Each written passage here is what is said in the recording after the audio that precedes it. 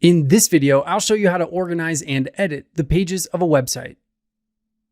To open the Pages panel, click Pages in the side panel.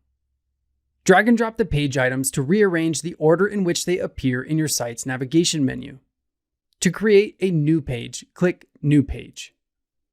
For example, if you select the contact template, you just need to type a name for the new page and it's automatically created. The page comes with a series of widgets that will make the work easier. You can also create sub-navigation of your pages in the site navigation. One way to do this is to create a folder. Click New Page and select Folder.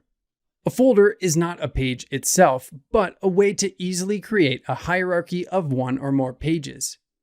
The hierarchy you create with folders are replicated in the drop-down menu in the navigation of your site.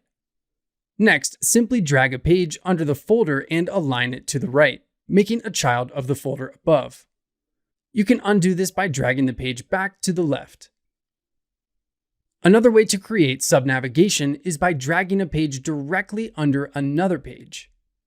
The difference here is that this way, the main page will also be a clickable option in your navigation menu. Finally, let's review page settings. All pages have settings that can be very useful. To access your page settings, click the Gear menu. From there, you have the option to hide pages from the navigation based on the device, delete pages, set new pages as the home page, and configure page SEO settings.